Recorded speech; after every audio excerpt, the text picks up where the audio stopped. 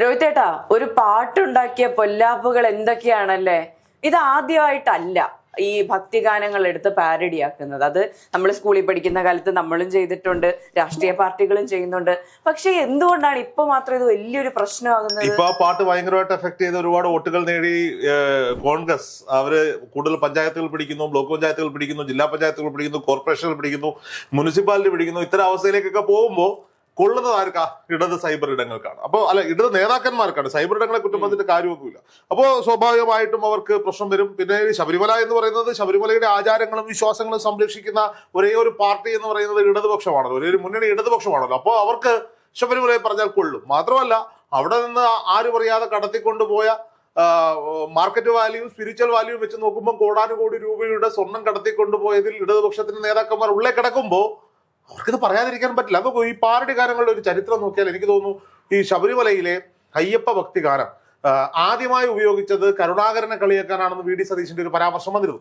അപ്പോൾ ഈ കരുണാകരന്റെ ആ കാലഘട്ടത്തിൽ നമുക്കൊന്നും വലിയ രീതിയിൽ ഇതിനെക്കുറിച്ച് വലിയ അറിവൊന്നും ഇല്ലാത്തതുകൊണ്ട് നമ്മുടെ എഡിറ്റർ മഞ്ജു ചേച്ചിയോട് നമ്മൾ ചോദിച്ചപ്പോൾ മഞ്ജു ചേച്ചി രാവിലെ ആ പാട്ട് നമുക്ക് പാടിത്തന്നു.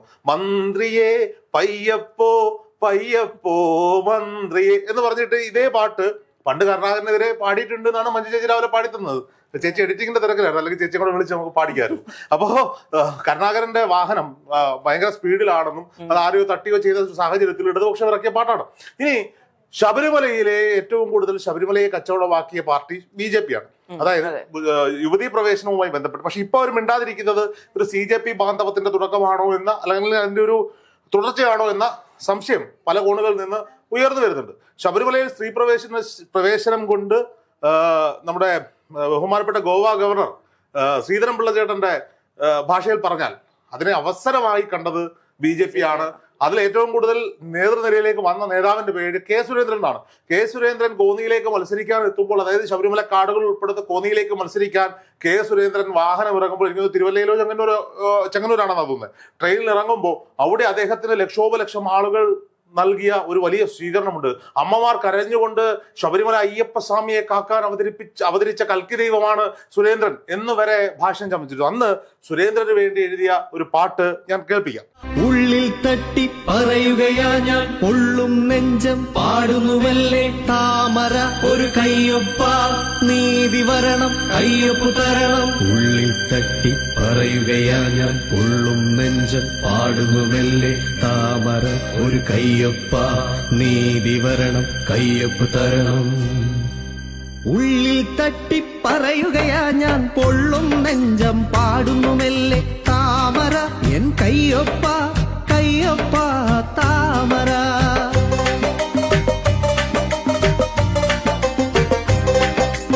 ഇവിടെ സുരേന്ദ്രൻ നിൽക്കുമ്പോൾ, അവനുടെ ചിത്രം കാണുമ്പോൾ, അവനു ജയിക്കാനല്ലാതെന്നുടെ കൈവിരലെങ്ങനെ നീണ്ടിടുവാൻ, സമ്മതിദാനം ചെയ്തിടുവാൻ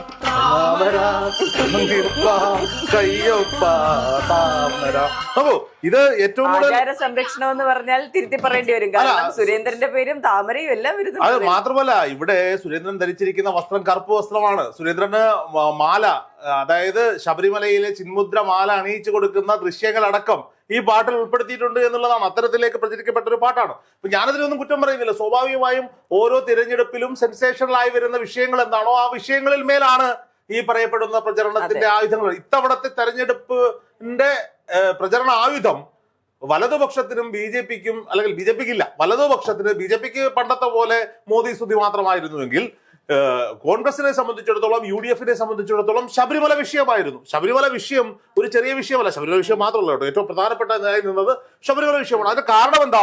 CPMന്റെ പാർട്ടി മെമ്പർമാരായിരുന്ന XMLA ആയിരുന്ന ദേവസ്വം ബോർഡ് പ്രസിഡന്റുമാരായിരുന്ന 2 പേർ ജയിലഴിക്കുള്ളിലാണ്, ഉള്ളിൽ കിടക്കുകയാണ്. അപ്പൊ സ്വാഭാവികമായിട്ടും ഇത് ചർച്ച ചെയ്യപ്പെടണ്ടേ? ചർച്ച ചെയ്യപ്പെടണം. ഇനി ഇത് ചർച്ച ചെയ്യപ്പെടേണ്ട പത്തനംതിട്ടയിലോ തിരുവനന്തപുരത്തോ ഒന്നും അല്ല ഈ പാട്ട് ട്രെൻഡായത്, മലബാർ മേഖലയിലാണ്. നമ്മൾ മനസ്സിലാക്കണം.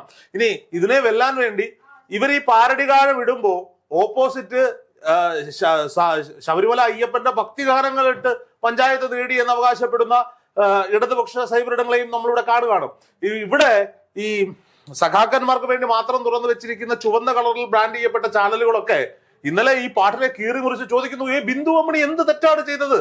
ബിന്ദുമണി തെറ്റൊന്നും ചെയ്തിട്ടില്ല. സുപ്രീം കോടതി പറഞ്ഞു ബിന്ദുമണി കയറാൻ പോയി. സ്വാഭാവികമായിട്ടും നിയമപരമായി തെറ്റൊന്നുമില്ല. അവർ തന്നെയാണ് ചോദിക്കുന്നത് ദിലീപ് വീണ്ടും തെറ്റുകാരനാണ്. കോടതി പറയുന്നതാണ് ശരിയെങ്കിൽ ദിലീപ് തെറ്റുകാരനാണെന്ന് ആ ചാനൽ പറയുന്നതിനോട് നമുക്ക് യോജിക്കാൻ പറ്റില്ല. കോടതി വിധിയെയാണ് ഇവർ മുന്നിൽ കാണുന്നതെങ്കിൽ ഇവർ കോടതി വിധിയല്ല കാണുന്നത്, ഇത് ഇരട്ടത്താപ്പാണ്. ശബരിമല വിഷയത്തിൽ കോടതി വിധിയുടെ ന്യായം പറയുമ്പോൾ ദിലീപ് വിഷയത്തിൽ കോടതി വിധി ഇവർ അംഗീകരിക്കാൻ തയ്യാറാകുന്നില്ല എന്നുള്ള ഇരട്ടത്താപ്പ് നടത്തുന്ന ചാനലുകാരൊക്കെ ഇരുന്ന് ന്യായീകരിച്ച് മെഴുകുകയാണ്. ആവിഷ്കാര സ്വാതന്ത്ര്യത്തിന് വേണ്ടി മുറവിളി കിട്ടുന്ന ഒരു പാർട്ടി, അങ്ങനെയല്ലേ നമ്മൾ കണ്ടിട്ടുള്ളത് എത്രയോ വിഷയങ്ങളിൽ. ആവിഷ്കാര സ്വാതന്ത്ര്യത്തിന് വേണ്ടി TPയുടെ പേരിൽ ഒരു സിനിമ ഇറങ്ങിയിട്ട് ആ സിനിമ റിലീസ് ചെയ്യാൻ പറ്റിയിട്ടില്ലല്ലോ, തിയേറ്ററിൽ കാണിക്കാൻ പറ്റിയിട്ടില്ലല്ലോ. അപ്പോൾ ഇവരാണ് ആവിഷ്കാര സ്വാതന്ത്ര്യത്തിന് വേണ്ടി സംസാരിക്കുന്നത്. നോക്കൂ, കോൺഗ്രസിനെ സംബന്ധിച്ചിടത്തോളം പണ്ട് ലീഡർ എന്ന് പറഞ്ഞൊരു സിനിമ ഇറങ്ങിയിട്ടുണ്ടായിരുന്നു. ഈ പറയപ്പെടുന്ന കരുണാകരനെയും മുരളീധരനെയും പത്മജ വേണുഗോപാലിനെയൊക്കെ കളിയാക്കിക്കൊണ്ട് ലീഡർ എന്ന് പറഞ്ഞ സിനിമ അത് ഇവിടെ തിയേറ്ററുകളിലോടി, പിന്നെ ചാനലുകളിലോടി, സോഷ്യൽ മീഡിയയിലോടി. ആരും തടയാൻ പോയില്ല. കോൺഗ്രസിനെ എന്തൊക്കെ പറഞ്ഞ് നിങ്ങൾ കളിയാക്കുന്നു, എന്തൊക്കെ പാരടി ഗാനങ്ങൾ നിങ്ങൾ ഇറക്കിയിട്ടുണ്ട് കാലാകാലങ്ങളായി. എന്നൊരു സിനിമ ഇറങ്ങിയപ്പോൾ ചെറുതൊന്നുമല്ല. നോക്കൂ, ഈ പാലാരിവട്ടം പാലവുമായി ബന്ധപ്പെട്ട് എന്തൊക്കെ പാരടികളും ട്രോളുകളും നിങ്ങൾ ഇറക്കി. നിങ്ങൾ ഇവിടെയൊക്കെ ഓർക്കേണ്ടുന്ന ഒരു മനുഷ്യന്റെ പേരുണ്ട് സഖാക്കന്മാരെ. അത് ഉമ്മൻചാണ്ടിയുടെയോ AK ആന്റണിയുടെയോ ഈ പറയപ്പെടുന്ന ലീഡർ കരുണാകരന്റെ ഒന്നുമല്ല. നിങ്ങൾ ഓർക്കേണ്ട പേര് നയനാർ എന്ന് പറയുന്ന സഖാവിന്റെ പേരാ. നയനാരിനെ കളിയാക്കിക്കൊണ്ട് എത്രയോ കാർട്ടൂണുകൾ പത്രങ്ങൾ എഴുതുമ്പോൾ പത്രസമ്മേളനങ്ങളിൽ നയനാർ ആ കാർട്ടൂൺ എടുത്തു വെച്ച് ആ മാധ്യമ പ്രവർത്തകർ അന്റെ പത്രമല്ലേടോ ഇത് രാവിലെ വരച്ചില്ലേ എന്ന് സ്വതസിദ്ധമായ ചിരികോടി വിമർശനങ്ങളെ നെഞ്ചോട് ചേർത്ത് പിടിച്ച്, ജനങ്ങളെ നെഞ്ചോട് ചേർത്ത് പിടിച്ച് അവരുടെ പ്രശ്നങ്ങൾ കേട്ട്, ആവലാതികൾ കേട്ട് പരിഹാരങ്ങൾ നിർദ്ദേശിച്ച്, തമാശ പറയേണ്ടടുത്ത് തമാശയും കാര്യമാവേണ്ട അടുത്ത് കാര്യവും ചൂടാവേണ്ട അടുത്ത് ചൂടായും ചെയ്ത് ഭരണം നയിച്ചൊരു സഖാവിന്റെ പേര്, ഒരു സഖാവ് ഉണ്ടായിരുന്നു കേരളത്തിൽ. അയാളുടെ പേര് നയനാരെന്നാ. നിങ്ങൾ മാതൃകയാക്കേണ്ട. നിങ്ങൾ എന്തിനാണ് ഇങ്ങനെ അസഹിഷ്ണുത കാണിക്കുന്നത്? ഇത് നോക്കൂ, ഈ പാട്ട് ഫലം എന്താ? UDF വലിയ രീതിയിൽ മുന്നേറ്റം കഴിച്ചു. തിരുവനന്തപുരം കോർപ്പറേഷൻ അടക്കം CPMന്റെ കയ്യിൽ നിന്ന് പോകുന്നു, BJPയിലേക്ക് പോകുന്നു, BJP നേട്ടം ഉണ്ടാക്കുന്നു. പരാജയം അംഗീകരിച്ച് അടുത്ത മാസങ്ങളിൽ പരാജയം നിങ്ങൾ അംഗീകരിക്കണം. നിങ്ങൾക്ക് അംഗീകരിക്കാൻ പറ്റില്ല. ഇനി പ്രവർത്തിക്കുന്നതിന് പകരം ആ പാട്ട് അവിടെ കഴിഞ്ഞു. കൂടി വന്നാൽ ഇനി ഈ മെമ്പർമാർ സത്യപ്രതിജ്ഞ ചെയ്യുമ്പോഴോ അല്ലെങ്കിൽ അവിടെ അധ്യക്ഷന്മാരെ വെക്കുമ്പോഴോ കൂടി ഇത് പ്ലേ ചെയ്യുമായിരിക്കും. അല്ലാതെ കഴിഞ്ഞ ചർച്ചകളിലൊക്കെ നമ്മൾ പറഞ്ഞിരുന്നു നിയമസഭാ തെരഞ്ഞെടുപ്പിൽ പോലും ഇത് ഉയർന്നു വരാനുള്ള സാധ്യതയില്ല. അപ്പോഴേക്ക് ഇതങ്ങ് കെട്ടടങ്ങും. പുതിയ പാട്ടുകൾ വരും. ഇന്നലെ എൻ്റെ ഒരു പ്രേക്ഷകൻ എനിക്കൊരു പാട്ട് എഴുതി അയച്ചിട്ടുണ്ട്. എനിക്കിത് പാടാൻ അറിയാത്തതുകൊണ്ട് ആരെങ്കിലും, ഞാൻ അയാളോട് തന്നെ ചോദിച്ചു ഇത് ഏത് പാട്ടിന്റെ പാരഡിയാണ് എന്ന് ചോദിച്ചു. എനിക്കിത് വായിച്ചു നോക്കിയിട്ടൊന്നും മനസ്സിലാവാഞ്ഞിട്ട്. അപ്പൊ പറഞ്ഞു പമ്പ വിളക്കിന് പപ്പടം കാച്ചാൻ തങ്കനിലാവും വന്നല്ലോ എന്ന് പറഞ്ഞ എൻ ശ്രീമാന്റെ ഒരു പാട്ടുണ്ട്. അതിന് പുള്ളി എഴുതിയ പാരഡി ഗാനമാണെന്നും പറഞ്ഞ് ഒരു പാട്ട് എഴുതി തന്നിട്ടുണ്ട്. ഇത് പാടാൻ അറിയാവുന്ന ആരെങ്കിലും വരുമ്പോ അല്ലെങ്കിൽ മറ്റേ സുനോ ആപ്പിലെങ്ങാനോ ഇട്ടിട്ട് ഞാനിത് പിന്നീട് പ്ലേ ചെയ്യാമെന്ന് വിചാരിക്കുകയാണ്. പാട്ട് പാടുന്നവരെയൊക്കെ, ഒരു പാരഡി ഗാനം ഷെയർ ചെയ്യുന്നവരെയൊക്കെ കേസിൽപ്പെടുത്തുന്നു. ഞാനിത് പത്രം വായിക്കുകയാണ്, ഫ്രണ്ട് പേജിലുണ്ട് ഇത് പ്രചരിപ്പിച്ചവർക്കെതിരെയും കേസ്. ഇതിന്റെ പിന്നിലെ ഗൂഢാലോചന അന്വേഷിക്കുമെന്ന്.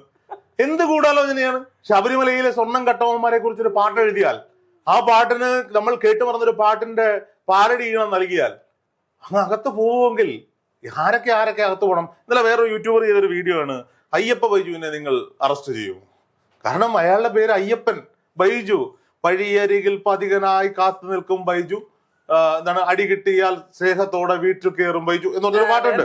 പണ്ട് ട്രെൻഡായ പ്രശാന്ത് പുന്നപ്ര എന്ന് പറയുന്ന മിമിക്രി ആർട്ടിസ്റ്റ് അയ്യപ്പ ബൈജു എന്ന കഥാപാത്രമായി കള്ളു കുടിച്ച് കുടിയനായി അടിവേടിക്കാൻ പോകുന്ന ഒരു കഥാപാത്രം. ഒരു കാലത്ത് ട്രെൻഡ് ഉണ്ടാക്കിയ, സോഷ്യൽ മീഡിയയുടെ വരവിന്റെ കാലത്ത് ട്രെൻഡ് ഉണ്ടാക്കിയ ഒരു കഥാപാത്രമാണ്. ആ അയ്യപ്പ ബൈജുവിനെതിരെയും നിങ്ങൾ കേസെടുക്കുമോ എന്ന് ചോദിച്ചുകൊണ്ട് ഒരു പോലീസ്, കേരള പോലീസ് അപഹാസ്യരാവുകയാണ്. ഈ കേസിൽ നിങ്ങൾ പരാജയപ്പെടും. എന്തിനാണ് പിന്നെ ഇങ്ങനെ വെറുതെ ഇങ്ങനെ അപഹാസ്യരായി പോകുന്നത്? ഈ കേസ് അന്വേഷിക്കുന്ന പോലീസ് ഉദ്യോഗസ്ഥർ പോലും കോപ്പ് എന്ന് പറയാതെ ഇത് അന്വേഷണത്തിന് ഇറങ്ങില്ല. അവര് നിർബന്ധിതരാകും. എത്രയോ കേസുകൾ അന്വേഷിക്കാൻ കിടക്കുമ്പോ ഇവിടെ അപഹാസ്യമായ തരത്തിലേക്ക് ഇതിനെ കൊണ്ടുപോവുകയാണ്. കഴിഞ്ഞ ദിവസങ്ങളിൽ, സത്യം പറഞ്ഞാൽ കഴിഞ്ഞ ദിവസങ്ങളിൽ സോഷ്യൽ മീഡിയ ചാനലുകൾക്ക് വലിയ കണ്ടന്റുകളൊന്നും ഇല്ലാതിരിക്കുമ്പോൾ കണ്ടന്റ് ഇട്ട് കൊടുക്കുന്ന പരിപാടിയിലേക്കാണ് ഇത് പോയിക്കൊണ്ടിരിക്കുന്നത്. ചാനൽ ചർച്ചകളിൽ വന്നിരുന്ന അഡ്വക്കേറ്റ് വസന്ത് തെങ്ങുംപള്ളിയെ പോലെയുള്ളവരൊക്കെ വന്നിരുന്ന് പാട്ട് പാടേണ്ട സാഹചര്യം, പാർലമെന്റിൽ MPമാർ പാട്ട് പാടേണ്ട സാഹചര്യം, നിയമസഭ അങ്ങോട്ട് തുറക്കട്ടെ, PC വിശ്വനാഥിന്റെ പാട്ടുമായി PC വിശ്വനാഥിനെ ഞങ്ങൾ പ്രതീക്ഷിക്കുന്നുണ്ട് നിയമസഭയിൽ അടക്കം. എന്തായാലും ഒരു പാരടിപ്പാട്ട് ഉണ്ടാക്കുന്ന പൊല്ലാപ്പ് ചെറുതല്ല. ഒരിക്കൽ കൂടി ഈ പോറ്റിയെ കയറ്റിയോ പാടിയാൽ മാത്രമേ നമുക്ക് എന്തുള്ളൂ, കേസ് വരുള്ളൂ. അതുകൊണ്ട് മറ്റേ പാട്ട് നമുക്ക് പാടാം. മന്ത്രിയെ പയ്യപ്പോ പയ്യപ്പോ മന്ത്രിയെ